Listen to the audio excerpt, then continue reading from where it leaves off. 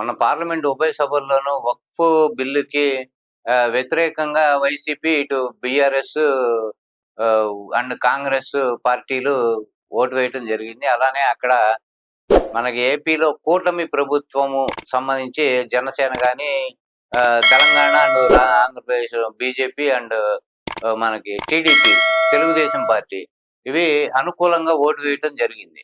అయితే ఇక్కడ ఇప్పుడు వైసీపీ వాళ్ళు లోక్సభలో వ్యతిరేకంగా ఓటు వేసి రాజ్యసభలో బిల్లుకు అనుకూలంగా ఓటు వేశారని ఒక పుకారు అయితే టీడీపీ నుంచి ఒక వర్గం అది లేవదీసి అక్కడ ద్వంద్వ వైఖరి అవలంబించారు. లోక్సభలోనేమో వ్యతిరేకంగా ఓటు వేసి ఇటు రాజ్యసభలో అనుకూలంగా ఓటు వేశారు. ఇట్లా ముస్లింని మోసం చేశారు, రాష్ట్ర ప్రజల్లో ఉన్న ముస్లింల్ని వైసీపీ పార్టీ మోసం చేసింది అనే ఉద్దేశంతో వీళ్ళు ఒక పుకారు లేవదీయటం, అలానే మన ఆటోమేటిక్ గా జ్యోతి కానీ, ఈనాడు ఇట్లాంటి వాళ్ళకి అనుకూలంగా ఉండే పత్రికలు కూడా దానికి ఫేవర్ గా రాయటము వైసీపీ ఇలా చేసిందని.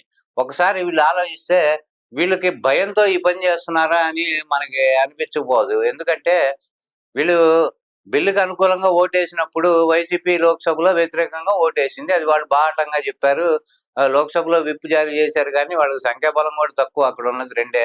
అలానే రాజ్యసభలో వాళ్ళు అనుకూలంగా ఓటేశారని వీళ్ళెందుకు దాన్ని బయటికి ఎక్స్పోజ్ చేసి వాళ్ళేమో మేము రాజ్యసభ ఇగో ప్రూఫ్ అని ప్రూఫ్లు చూపించి రాజ్యసభలో కూడా మేము వ్యతిరేకంగానే ఓటేసామని వాళ్ళు అంటాము.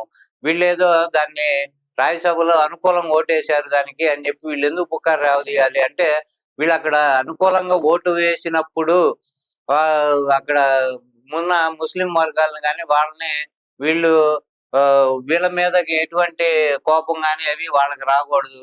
వాళ్ళ వ్యతిరేకత వాళ్ళది మనం మూట కట్టుకోకూడదు, ఆ బురద వీళ్ళ మీద కూడా జల్లుదాము అని వీళ్ళకి అనిపించే ఉద్దేశంతో వీళ్ళట ప్రచారం చేస్తున్నారా అని అనిపిస్తుంది మనకి. ఎందుకంటే వీళ్ళు ఎలాగో అనుకూలంగా ఓటేసినప్పుడు ఆ స్టాండ్ మీద వాళ్ళు ఉండాలి. పక్క పార్టీ ఏదో వాళ్ళని మోసం చేసింది అనేది ఎందుకు ఇప్పుడు అనవసరం. ఇప్పుడు కూటమి ప్రభుత్వం అయినా అక్కడ అనుకూలంగా ఓటేసినందువల్ల ముస్లింలు మోసం చేసినట్టు కాదు. వాళ్ళు ఒక స్టాండ్ తీసుకున్నారు, దాని మీద ఉన్నారు. నిజంగా చెప్పాలి అంటే వాళ్ళు మంచి పనే చేశారు. వక్ఫ్ బోర్డుకి చట్టానికి వీళ్ళు పెట్టిన అమెండ్మెంట్ ని అనుకూలంగా ఓటు వేయటం ఒక రకంగా దేశానికి కానీ దేనికైనా కానీ ప్రయోజనకరమే. మేము ప్రయోజనకరమైన బిల్లు ప్రవేశపెట్టిన దానికి ఓటింగ్కి అనుకూలంగా ఓటేసామని వీళ్ళు చక్కగా మంచిగా చెప్పుకోవచ్చు. ఎందుకంటే దానివల్ల దేశంలో రైల్వేస్ తర్వాత డిఫెన్స్ తర్వాత వక్ఫ్ బోర్డుకే ఎక్కువ ఆస్తులు ఉండటం మనకి తెలుసు. అందరూ చెప్తున్నారు, అది మనం కొత్తగా చెప్పుకోని అవసరం లేదు మనం. అంటే ఈ రెండు గవర్నమెంట్ సంస్థలు, రైల్వేస్ కానీ డిఫెన్స్ కానీ, ప్రైవేటు ఆస్తులకు సంబంధించి వక్ఫ్ బోర్డుకే ఒక రకంగా ప్రైవేట్ ఆస్తులు ఎవరు ఎక్కువ ఉన్నాయి అంటే భారతదేశంలో వక్ఫే ఉన్నాయి. నెంబర్ 1 పొజిషన్ అదే. దానికి ఒక పత్రాలు ఏదన్నా ఒక దాత దానం చేశాడంటే దాని సరైన దానపత్రమో ఇంకోటో ఉండాలి. ఏ రికార్డులు మా దగ్గర లేవు, కానీ మేము ఆక్రమించిందల్లా మా భూమి అన్నట్టుగా ఉన్న ధోరణికి అది ఒక లెక్కపత్రం లేకుండా ఒక ఆన్లైన్ సిస్టమ్. ఇప్పుడు మనకి అన్ని రెవెన్యూ సిస్టమ్ కానీ ఏదైనా మొత్తం ఆన్లైన్ అయిపోయింది. మనకి ఎవరు రిజిస్ట్రేషన్ కొనుక్కున్నావని భూమి ఇంకోటి చేసుకున్నా కానీ ఏదైనా ఆన్లైన్లో ఉంటుంది. ఈ వక్ఫ్ బోర్డుకి మాత్రమే ఆన్లైన్ వ్యవస్థ అనేది లేకుండా, వాళ్ళ దగ్గర సరైన పత్రాలు లేకుండా కనబడిన భూమి మాది అనేస్తే రేపొద్దున ఏ భూమిని క్లెయిమ్ చేసినా కానీ వాళ్ళదే అయిపోతుంది. అక్కడ ఏంటంటే సుప్రీంకోర్టు, హైకోర్టు ఏవి జోక్యం చేసుకోవడానికి వీలు లేకుండా అక్కడ ఉన్న వక్ఫ్ జ్యుడిషియరీయే ఈ కేసుని వాళ్లే టేకప్ చేయటము. అక్కడ ఉండేదంతా కూడా వాళ్ళు ముస్లింలే ఉంటారు, 6 సభ్యులు.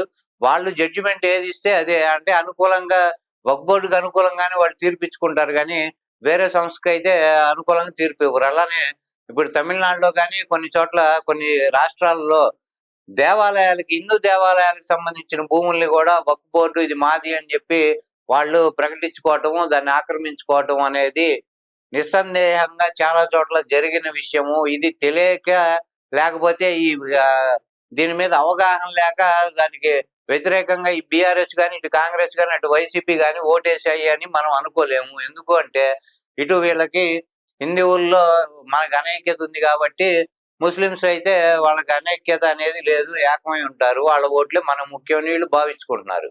కాబట్టి వీళ్ళు టీడీపీ కూడా ఈ రకమైన ప్రచారం మానుకొని మేము దేశానికి ఉపయోగపడే పని చేశాము, వైసీపీయే దేశానికి ఉపయోగపడకుండా ఒక వర్గం తృప్తి కోసం వీళ్ళు ఆ పని చేసి హిందువుల్ని దూరం చేసుకునే పరిస్థితిలో వాళ్ళు ఉన్నారు. మెజారిటీ ఆఫ్ ది పీపుల్ హిందువులకి న్యాయం చేసేటట్టుగా మేము ఈ బిల్లుకి మద్దతు ఇచ్చాము అని దమ్ముగా ధైర్యంగా చెప్పుకోవాల్సిన అవసరం ఉన్న ఈ పరిస్థితుల్లో వీళ్ళు వైసీపీ మీద బురద జల్లటం లేకపోతే వాళ్ళని కూడా ట్రాక్ చేయటం ఇందులోకి అనవసరమైన పని ఇది.